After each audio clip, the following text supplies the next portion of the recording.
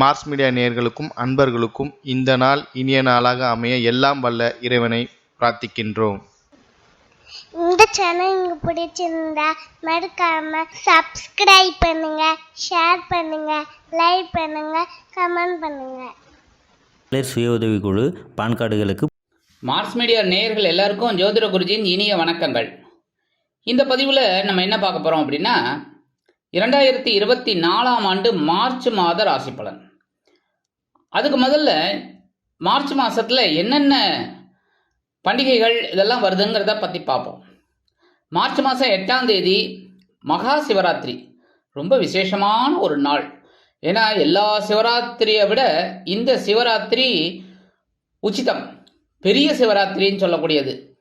அந்த வகையில் இந்த மகா சிவராத்திரி அன்னைக்கு சிவபெருமான் கோயிலுக்கு போயிட்டு எம்பெருமான் சிவபெருமானையும் பார்வதி தேவியும், அதாவது அங்கே இருக்கிற அம்பாள், அது என்ன நாமகரணமாக இருந்தாலும் பரவாயில்ல, அம்பாளையும் வணங்கிட்டு அன்னைக்கு பொழுது விரதம் இருக்கிறது ரொம்ப விசேஷம். அந்த நாள் ஃபுல்லாக அபிஷேகம் ஆராதனை நடந்துட்டு இருக்கும் கோவிலில், ரொம்ப விசேஷம். எல்லா சிவன் கோயில்லையும் இருக்கும். ஆகவே மார்ச் 8ஆம் தேதி சிவாலயம் போய் இந்த சிவராத்திரி அன்னைக்கு எம்பெருமான் சிவபெருமானையும் நந்தீஸ்வரரையும் நீங்கள் வணங்குறது ரொம்ப விசேஷமான பலன்களை உங்களுக்கு கொடுக்கும். அதே சமயம் மார்ச் மாதம் 14ஆம் தேதி காரடையா நோன்பு. காரடையா நோன்புங்கிறது இந்த சாவித்திரி விரதம், ரொம்ப விசேஷம். உங்களுக்கெல்லாம் நிறைய பேருக்கு தெரியும் சத்தியவான் சாவித்திரி. அந்த கதை தனி கதை. அதாவது சாவித்திரி சத்தியவானோட உயிரை மீட்கிறதுக்காக யமதர்மராஜா கிட்டே வரம் வாங்கினவங்க. அதனால இந்த காரடையா நோம்பில் நம்ம சத்தியவான் சாவித்திரியை நினைக்கிறது ரொம்ப விசேஷம். அடுத்தபடியாக 25/3/2024 அன்னைக்கு பார்த்தீங்கன்னா ரொம்ப விசேஷமான நாள் பங்குனி உத்திரம். இந்த பங்குனி உத்திரம்ங்கிறது சாஸ்தா திருக்கல்யாணம். அதே சமயம் சிவன் கோவிலில் திருக்கல்யாணம் சிவபெருமானுக்கு, அதே சமயம் முருகப்பெருமானுக்கு திருக்கல்யாணம், முருகப்பெருமானுக்கு காவடி எடுக்கிறது எல்லாம் ரொம்ப விசேஷமாக இருக்கும். ஆக நீங்கள் கோவில் தரிசனம் ரொம்ப விசேஷம். சிவன் கோயிலாகட்டும், ஐயப்பன் கோயிலாகட்டும், அதே சமயம் முருகன் கோயிலாகட்டும், நீங்கள் போயிட்டு வழிபாடு பண்ணுறது ரொம்ப விசேஷமான பலன்களை கொடுக்கும். இந்த மார்ச் மாதத்தில் கிரகநிலைகள் அப்படின்னு பார்த்தீங்கன்னா மேஷ ராசியில் குரு, கன்னி ராசியில் கேது, துலாம் ராசியில் சந்திரன், மகர ராசியில் செவ்வாய் மற்றும் சுக்கிரன், கும்பராசியில் சனி பகவான், சூரியன், புதன், மீன ராசியில் ராகு. அந்த வகையில் இந்த கிரக அமைப்புகள் மாத ஆரம்பத்தில் இருக்கு. 2/3/2024 அன்னைக்கு புத பகவான் கும்பராசியிலேருந்து மீன ராசிக்கு போயிடுறார்.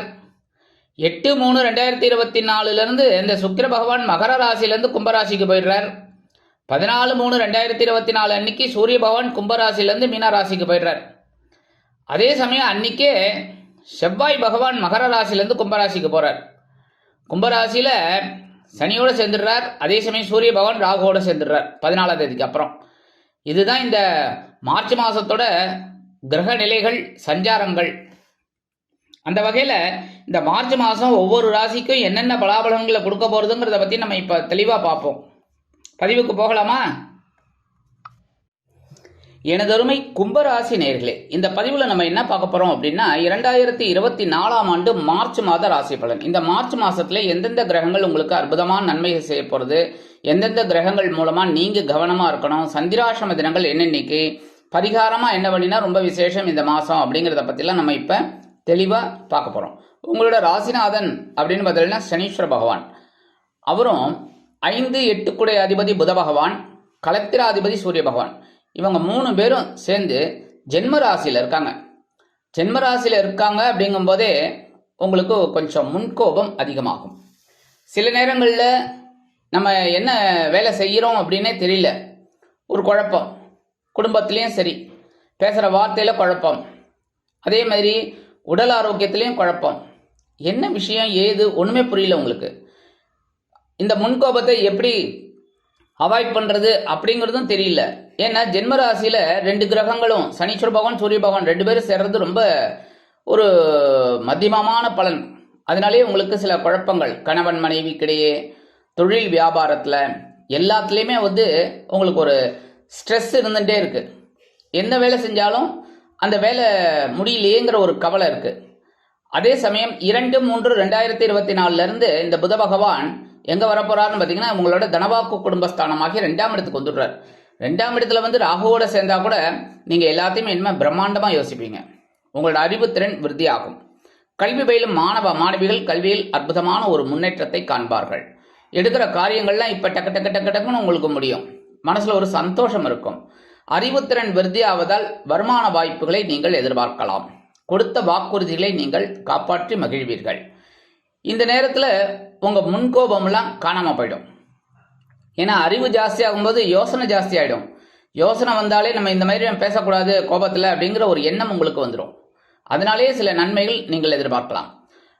14/3/2024 முதல் சூரிய பகவானும் தனவாக்கு குடும்பஸ்தானமாகிய 2ஆம் இடத்துக்கு வந்துடுறார். அந்த 2ஆம் இடத்துல ஏற்கனவே ராகு பகவான் இருக்கார். சூரிய பகவான் சேரக்கூடாது. அதனால மறுபடியும் உங்களுக்கு தனவரவுல கொஞ்சம் ப்ராப்ளம் அப்படி இப்படி இருக்கலாம். ஆனால் நீங்கள் கவனமாக திட்டம் போட்டு ஒர்க் அவுட் பண்ணி எல்லாம் பண்ணீங்க அப்படின்னா கண்டிப்பாக நன்மைகள் எதிர்பார்க்கலாம். ஆனால் இந்த நேரத்தில் நீங்கள் வந்து வாக்குறுதிகளை கொடுக்க வேண்டாம். சரியா? யாருக்காவது கொடுத்துருந்தீங்கன்னா எப்போ பார்த்தாவது முடிச்சிருங்கோ. ஆனால் புதுசாக யாருக்காவது வாக்குறுதி கொடுக்கறதுக்கு முன்னாடி கொஞ்சம் யோசனை பண்ணுறது நல்லது. ஏன்னா கும்பராசிக்காரர்கள் சாதாரணமாக மற்றவர்களுக்கு உதவி செய்ய வேண்டும் அப்படிங்கிற ஒரு எண்ணம் அவங்களுக்கு இயல்பாகவே இருக்கும். உழைக்கணும், மற்றவங்களுக்கு உதவி பண்ணணும், நம்மளும் நல்லபடியாக இருக்கணும், எல்லாரும் நல்லபடியாக இருக்கணும் அப்படின்னு நினைக்கிறவங்க. அதனாலே நிறைய இடத்துல நீங்கள் ஏமாந்து வேற போகிறீங்க. என்ன உங்களோட இந்த ஒரு நல்ல எண்ணத்தையே சில பேர் தவறாக எடுத்துக்கிறாங்க. அந்த வகையில் இந்த சூரிய பகவான் ராகுவோட சேரும்போது கொஞ்சம் பிரச்சனைகள் உண்டாகலாம். கவனமாக இருந்தால் ரொம்ப நல்லது. குடும்பத்திலையும் சரி, உத்தியோகத்திலையும் சரி, தொழில் வியாபாரத்திலையும் சரி. 2/11 கூடிய அதிபதி குரு பகவான் உங்களுக்கு தனவாக்கு குடும்பஸ்தானாதிபதி, லாபாதிபதி. இந்த குரு பகவான் எங்க இருக்காருன்னு பார்த்தீங்கன்னா 3ஆம் இடமாகிய சகாயஸ்தானத்தில் இருக்கார். 3ஆம் இடம் அப்படிங்கும்போது முயற்சி. எப்போவுமே எந்த ஒரு விஷயத்துலையுமே பார்த்தீங்களா எல்லாருமே மேஷம் டு மிதுனம், மேஷம் டு மீனம் எல்லாருமே முயற்சி பண்ணினாத்தான் வெற்றி கிடைக்கும். முயற்சி உடையார் இகழ்ச்சி அடையார். முயற்சி இல்லைன்னா அந்த உழைப்பு வீண். அந்த மாதிரி இந்த குரு பகவான் 3ஆம் இடமாகிய சகாயஸ்தானத்தில் இருக்கிறதுனால உங்களிடம் முயற்சிகள் அப்படியே முன்னேற அளவுல இருக்கும். தனவரவு அதனாலே வரும். லாபமும் வந்து சேரும். ஒரு பார்வை குருவோட 5ஆம் பார்வை கலத்திரஸ்தானமாகி 7ஆம் இடத்துல விழுறதுனால வாழ்க்கை துணை மூலமா சில நன்மைகளை நீங்கள் எதிர்பார்க்கலாம். கணவன் மனைவிக்கிடையே சிறு சிறு அபிப்பிராய பேதங்கள் இருந்தாலும் குடும்ப ஒற்றுமை சுவையாக இருக்கும். அடுத்ததா 7ஆம் பார்வை உங்களோட பாக்கியஸ்தானத்தை பார்க்கிறார். தந்தையார் ஆதரவா இருப்பார். தந்தையார் வழி உறவுகள் ஆதரவா இருப்பார். அதன் மூலமா நீங்க சில முக்கியமான முடிவுகளை எடுத்துக்கலாம். சில பேருக்கு பூர்வீக சொத்துக்கள்ல இருந்து வந்த வில்லங்கங்கள் விலகும். அடுத்த பார்வை 9ஆம் பார்வையை தன்னோட லாபஸ்தானத்தை பார்க்கறதுனால உங்களுக்கு தொட்டதெல்லாம் பொன்னாகும். வெற்றிகள் தான். அதனால தான் முன்னாடியே சொன்னேன். ஃபர்ஸ்ட் அதாவது படம் ஆரம்பிக்கும் போதே சொல்லுவாங்களே, அது மாதிரி முதல்லயே சொன்னேன்.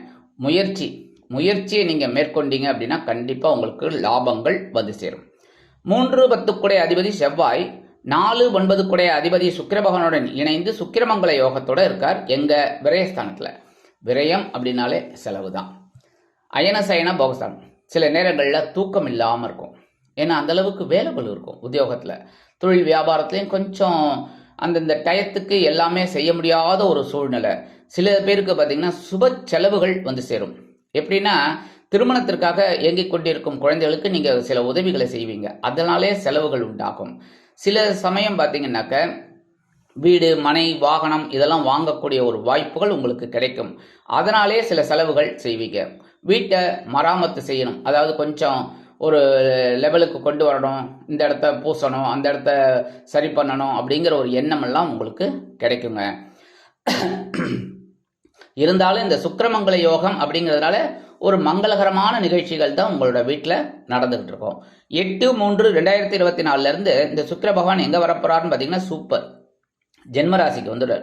ஜென்மராசிக்கு வந்துட்டார் அப்படின்னாலே இந்த சுக்கிர பகவான் பொழுதுபோக்குக்காரகன், சந்தோஷக்காரகன். அதுவும் உங்களுக்கு பாக்கியாதிபதி, அதே சமயம் சுகாதிபதி. இந்த சுக்கிர பகவான் ஜென்மராசிக்கு வருது ரொம்ப அற்புதமான பலன்களை நீங்கள் எதிர்பார்க்கலாம். உடல் ஆரோக்கியம் சிறப்பாக இருக்கும். மனதில் ஒருவித சந்தோஷம் குடிகொள்ளும். சில பேருக்கு பார்த்தீங்கன்னா விலை உயர்ந்த பொருட்களை வாங்கி மகிழக்கூடிய ஒரு வாய்ப்புகளும் கிடைக்கும். உத்தியோகத்தில் ஒரு முன்னேற்றம், தொழில் வியாபாரம், ஒரு அற்புதமான நிகழ்ச்சிகள் அந்த மாதிரிலாம் நடக்கிறதுக்கு நிறைய வாய்ப்புகள் இருக்குங்க. முக்கியமாக மனசில் சந்தோஷம் இருந்துகிட்டே இருக்கும். 14/3/2024 இந்த செவ்வாய் பகவானும் மறுபடியும் ஜென்மராசிக்கே சுக்கிர பகவானோட சேர்ந்துடுறார். புரியுறதா? அதனால மனசில் கொஞ்சம் சந்தோஷம் இருக்குனால சில சமயம் பார்த்தீங்கன்னா ஒரு முன்கோபம் கூடலாம். ஏன்னா செவ்வாய் பகவான் ஜென்மராசியில் இருந்தாலே கொஞ்சம் உடல் ஆரோக்கியத்தில் சிறப்பு அக்கறை எடுத்துக்கணும். அதே சமயம் பேசுகிற வார்த்தையில் கவனமாக இருக்கணும். வாகன பயணங்களில் கொஞ்சம் நிதானம் கண்டிப்பாக தேவைப்படும். சீருடை பணியாளர்களாகிய காவல், இராணுவம், தீயணைப்புத்துறை, மருத்துவத்துறையில் வேலை பார்க்கும் அன்பர்களுக்கு எதிர்பார்க்கிற இடமாற்றம், பதவி மாற்றம், பதவி உயர்வு, சம்பள உயர்வு மிக அருமையாக வந்து சேரும். சாயா கிரகமான கேது பகவான் எங்க இருக்காருன்னு பார்த்தீங்கன்னா அஷ்டம ராசியில் இருக்கார். அஷ்டம ராசியில் இருக்காருனால உடல் ஆரோக்கியத்தில் கவனமாக இருக்கணும். பேசுகிற வார்த்தையில் கவனமாக இருக்கணும். 8ஆம் இடத்துல கேதுன்னு உங்களுக்கு ஒரு ஞானத்தை கொடுப்பார் உடல் ஆரோக்கியத்தில். ஏன்னா நீங்கள் ஒரு விருந்து, கேளிக்கைகள் இதிலெல்லாம் போகிறீங்கன்னா நல்லா சாப்பிடுவீங்க. என்ன இப்போ சுகர் பேஷண்ட் அப்படின்னா நீங்கள் தான் போடுன்னு போடுவீங்க. என்ன ஒரே ஸ்வீட்டாக சாப்பிட்டு அது என்ன பண்ணும்? ஒரு ஞானத்தை கொடுக்கும். எப்படி? ஒரு உடல் ஆரோக்கியத்தில் ஒரு சின்ன பின்னடைவை கொடுக்கும். உடனே ஆஹா இதனால தான் நம்ம அந்த மாதிரி ஆயிட்டோம் அப்படின்னு உங்களுக்கு ஒரு ஃபீலிங் கிடைக்கும். அதனால தான் அந்த கேது பகவான் எல்லாத்துலேயுமே எங்கெங்கே இருந்தாலும் அங்கங்கே ஒரு இதை கொடுப்பார், படிப்பினையை கொடுப்பார். இப்படி இருக்கணும், அப்படி இருக்கக்கூடாது அப்படின்னு சொல்லி. அந்த மாதிரி இருக்கும்போது உடல் ஆரோக்கியத்தில் சிறப்பு அக்கறை எடுத்துக்கிறது நல்லது. பேசுகிற வார்த்தையில் கவனமாக இருக்கிறது ரொம்ப நல்லது. ராகு பகவான் அவர் தனவாக்கு குடும்பஸ்தானமாகி 2ஆம் இடத்துல இருக்கார். பிரம்மாண்டம் உங்களுக்கு யோசனையாக இருக்கும். அதே சமயம் 14/3/2024 சூரிய பகவானும் சேர்ந்துடுறதுனால உங்களுக்கு குழப்பங்கள் கொஞ்சம் அதிகமாகும். குடும்பத்தில் பேசுகிற வார்த்தையில் கொஞ்சம் தடுமாற்றம் இருக்கும். ஏன்னா கனாபினான்னு பேசுகிறதுனால. அதனால தான் எல்லாத்துலேயும் நீங்கள் கொஞ்சம் யோசனை பண்ணி பொறுமையாக நிதானமாக நடந்துக்கிட்டீங்க, கண்டிப்பாக ஒரு நல்லது நடக்கும். அதே சமயம் இந்த வெளியூரில் போய் படிக்கணும் குழந்தைகள், வெளிநாட்டில் போய் படிக்கணும் அப்படின்னு நினைக்கிற குழந்தைகள்லாம் கொஞ்சம் சிரமப்படுற மாதிரி தான் இருக்கும். இருந்தாலும் நீங்கள் அந்த முயற்சிகளை மேற்கொண்டீங்கன்னா வெற்றிகள் குவியும். அதேமாரி வெளிநாடு அல்லது வெளியூரில் போயிட்டு வேலை பார்க்கணும்னு நினைக்கிற குழந்தைகளும் இந்த சின்ன சின்ன தடை தாமதங்களை சந்திக்கலாம். அதனால் கொஞ்சம் எந்த ஒரு விஷயத்துலையும் கொஞ்சம் கவனமாக ஒரு முன்னேற்பாடோடு இருந்தீங்கன்னா கண்டிப்பாக நன்மைகள் உங்களுக்கு கிடைக்கும். இந்த மாதம் சந்திராஷ்டம தினங்கள் அப்படின்னு பார்த்தீங்கன்னா 24/3/2024 பிற்பகல்லேருந்து ஆரம்பிக்கிறது. அதுக்கப்புறம் 25/3/2024, 26/3/2024 இந்த 3 தினங்களில் நீங்கள் எச்சரிக்கையாகவும் பொறுமையாகவும் நிதானமாகவும் கவனமாகவும் நடந்து கொள்ள வேண்டும். இந்த சந்திராஷ்டம தினத்தன்னைக்கு பக்கத்தில் இருக்கிற கோவிலுக்கு போயிட்டு எம்பெருமான் விநாயக பெருமானுக்கு அருகம்புல் மாலை கொண்டு ஆராதனை செய்து வாருங்கள். கண்டிப்பாக இந்த சந்திராஷ்டம தினங்களினால் வரக்கூடிய சங்கடங்கள், சிரமங்கள் சற்று குறையும். பரிகாரமாக என்ன பண்ணினா ரொம்ப விசேஷம் அப்படின்னா கண்டிப்பாக நவகிரகங்களில் உள்ள சனீஸ்வர பகவானை நீங்கள் வழிபாடு பண்ணிகிட்டே தான் இருக்கணும். தினந்தோறும் பண்ணுறது ரொம்ப விசேஷம். கூடுதலாக இந்த சனிக்கிழமை போயிட்டு எல் தீபம் ஏற்றி வழிபாடு பண்ணிட்டு வாங்க. முடிஞ்சால் ஒரு அர்ச்சனை பண்ணிட்டு வாங்க உங்கள் பேருக்கு. அடுத்தபடியாக புற்றுக்கோயில் போயிட்டு வரணும். ஏன்னா இந்த ராகு கேது பிரீத்திக்காக புற்றுக்கோயில் செவ்வாய்க்கிழமை, வெள்ளிக்கிழமை, ஞாயிற்றுக்கிழமை இந்த 3 நாள் போயிட்டு வரணும். இந்த 3 நாளும் அம்பாளை தரிசனம் பண்ணிட்டு வர்றது நல்லது. முடியாதோ ஒரு நாளாவது போயிட்டு வாங்க. கண்டிப்பாக ஒரு நல்லது நடக்கும். எப்படி அப்படின்னா உங்களோட மனசில் இருக்கிற குறைகள், கவலைகள் கண்டிப்பாக குறையும். ஆக இந்த சிறு பரிகாரங்களின் மூலம் 2024 மார்ச் மாதம் உங்களுக்கு ஒரு அற்புதமான வளமை கொழிக்கும் மாதமாக அமையும் என்று கூறி விடைபெறுகிறேன். நன்றி, வணக்கம். மீண்டும் ஒரு அருமையான பதிவில் நான் உங்களை மனமகிழ்ச்சியோடு சந்திக்கிறேன். வாழ்த்துக்கள். வாழ்க வளமுடன். இந்த சேனல் உங்களுக்கு பிடிச்சிருந்தா மறக்காம சப்ஸ்கிரைப் பண்ணுங்க, லைக் பண்ணுங்க, ஷேர் பண்ணுங்க.